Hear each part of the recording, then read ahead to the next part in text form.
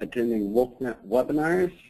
First screen I want to bring you to is the webinar page on our website. What we have here is a list of all the upcoming webinars, and I highly suggest signing up for these because it provides you with a lot of information about our product.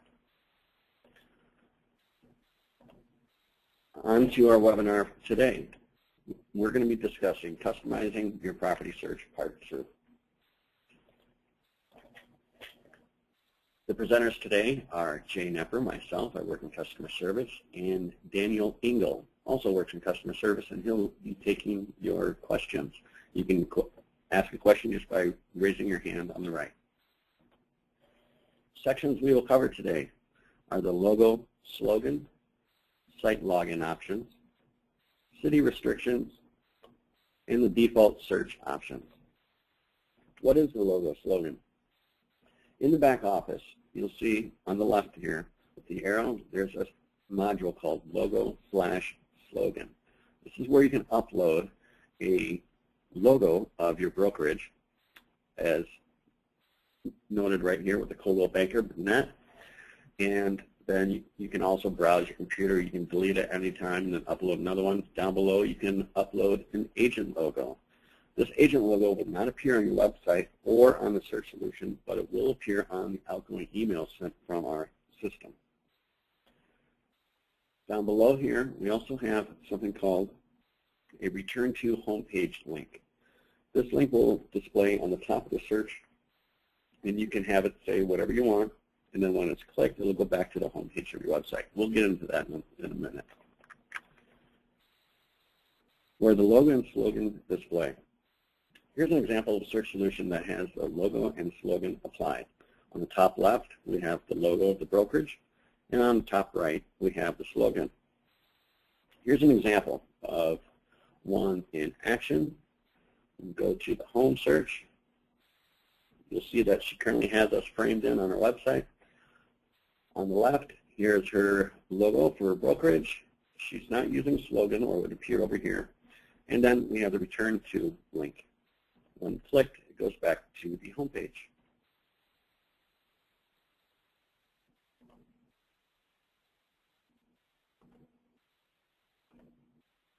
The return to link. The return to link will always display in the top middle of the search solution.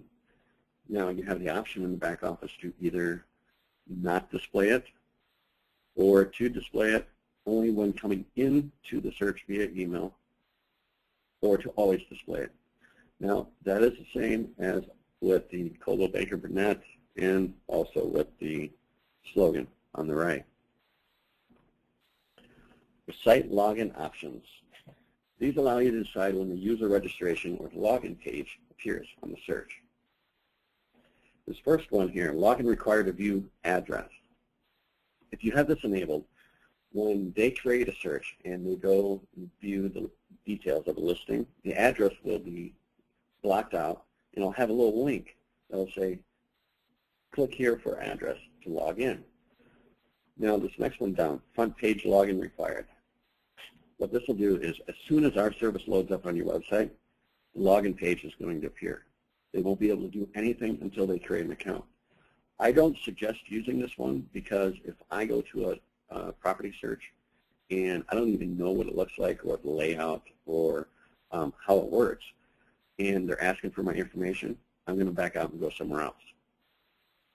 The third one down, search results login required. If you enable this one, they can enter in their criteria, and then as soon as they click the search button, the login page is going to appear.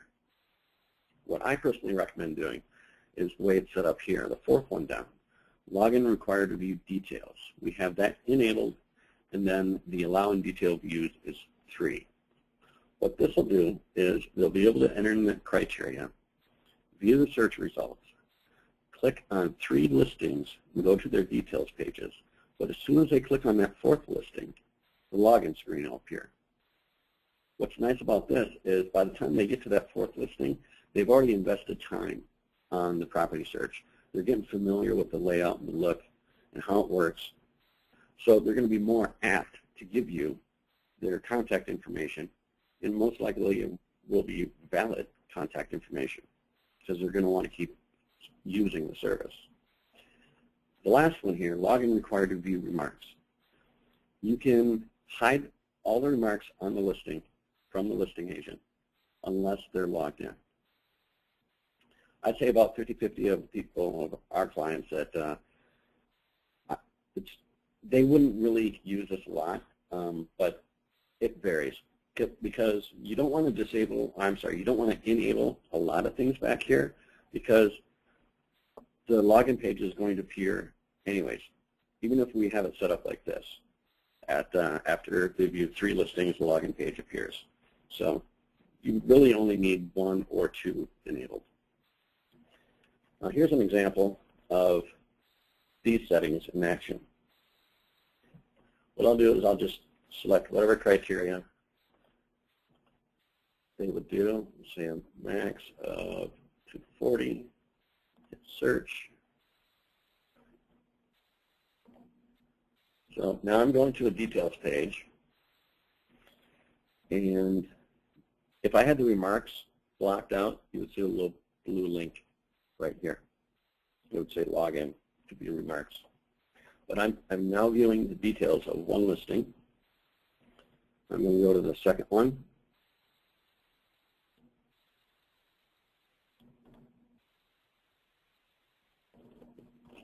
View it. Now the same as the third listing, I can view the details. But when I click on the fourth one, here is the login screen.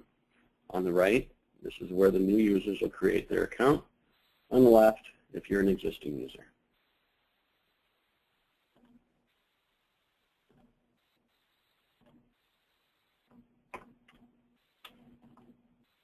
City restrictions. In your back office, you have a module on the left called City Restrictions.